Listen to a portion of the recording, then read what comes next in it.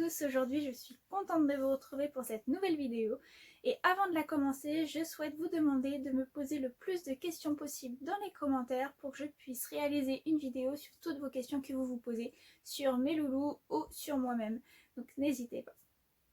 Et donc c'est parti de suite pour la nouvelle vidéo et donc celle-ci sera sur les petits champignons toxiques pour les chevaux puisque forcément étant à la maison j'ai déjà eu le cas et je ne suis pas la seule à l'avoir vécu et je propose de faire partager encore une fois mon expérience.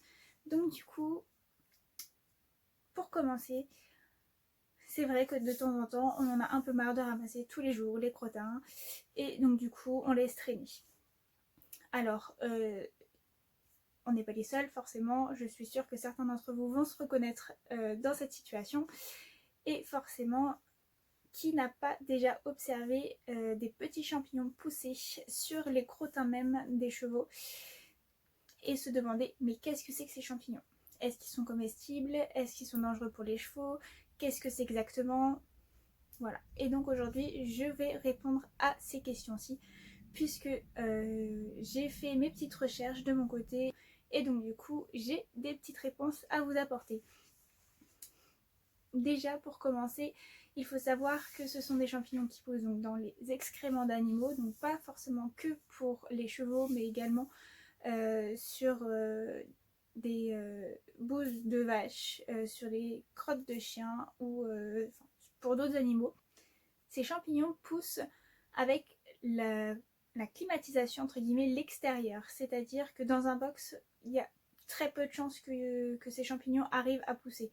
Ça va vraiment être plus à l'extérieur, donc en pré ou en paddock, où il y a cet environnement d'humidité avec la pluie et de chaleur, voilà, avec le soleil et tout ça. Parce que ces petits champignons-là adorent, parce qu'ils sont vraiment pas grands, ils adorent vraiment tout ce qui est humidité, chaleur. Et donc forcément, là, on est dans la climatisation vers la fin d'été, idéal pour ces petits champignons. Enfin déjà, même au printemps, des fois, ils aiment bien aussi.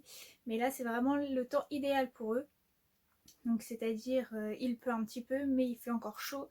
Donc là, c'est vraiment le temps idéal pour que ces petits champignons poussent. Pour les reconnaître, c'est très facile puisqu'ils poussent directement du crottin, ils sont pas à côté ni quoi que ce soit, ils sont dessus. Ils sont assez petits, tout de suite on a du mal à les voir, c'est vraiment quand ils sont grands, enfin presque taille adulte, qu'on arrive à les voir correctement et ils sont blancs. Voilà. Et après, donc, beaucoup se posent la question, et oui, une grande partie sont bel et bien toxiques pour les chevaux et même pour nous parce qu'ils peuvent nous faire halluciner, des choses comme ça. Donc oui, c'est bien dangereux pour tout le monde.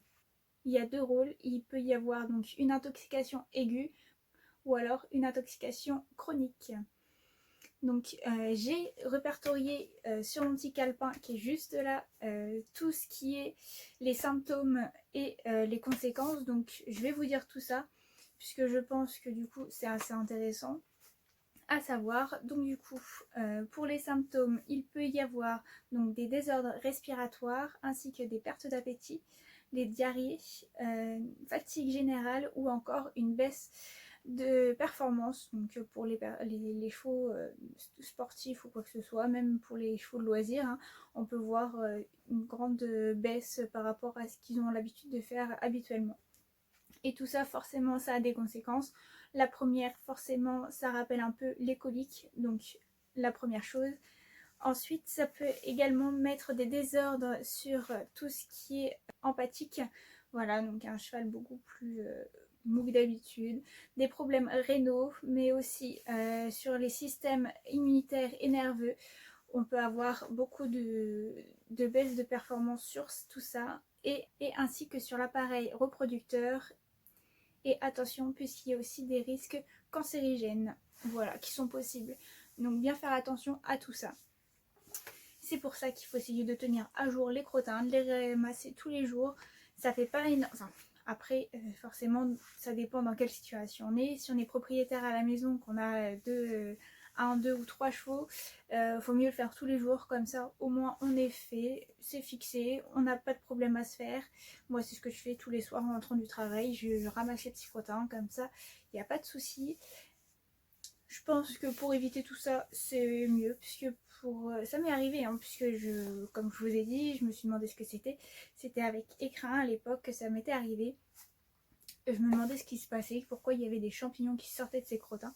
En général, les chevaux n'y touchent pas trop, ils sont pas trop champignons ni quoi que ce soit, mais comme je suis en paddock, et c'est vrai que forcément il n'y a pas d'herbe, même s'il a du foie à volonté, il n'y a pas d'herbe, donc il aime bien aller à droite à gauche fouiner, et j'avais peur qu'il en mange. Donc voilà, après, c'est pas parce que des chevaux vont pas forcément aller sur ça ou quoi que ce soit qu'ils font attention aussi. Enfin, la nature est bien faite, certes, mais il y a toujours des exceptions et forcément, on arrive toujours à avoir une exception, ça tombe forcément sur nous. Voilà. Donc, je fais bien attention et c'est pour ça que j'évite un maximum. Donc, voilà, je préfère éviter. Je préfère vous en parler aussi pour que vous soyez au courant. J'espère que du coup vous aurez pris de bonnes notes et faire attention du coup à bien ramasser les crottins tous les jours, au moins tous les 2 jours au plus tard, pour éviter cette petite pousse. Oui, je dis bien tous les 2 jours puisque par exemple il y a une soirée où j'ai fini très tard et je commençais très tôt le lendemain, donc du coup pendant 2 jours je ne l'ai pas fait. Et ben quand j'ai ramassé les crottins, je voyais des petites... parce que forcément c'est bien aussi pour vérifier les crottins qu'il n'y ait pas de soucis. Je voyais des toutes petites pousses, des toutes petites de champignons qui commençaient à arriver. Donc c'était encore dans le crottin, il n'était pas sorti ni quoi que ce soit, mais ça arrivait. Donc vous voyez, en 2 jours, ça pousse comme si de rien n'était avec ces températures qu'il y a en ce moment. Donc bien faire attention. Voilà. Donc sur ce, eh bien, je pense que j'ai expliqué un peu tout ce qu'il y avait à savoir sur ce champignon. Donc si vous avez des questions, n'hésitez pas à me les poser en commentaire. De même pour une des prochaines vidéos. Si vous avez des questions, n'hésitez pas. Et moi, je vous dis à mercredi prochain pour une nouvelle vidéo. Bye bye!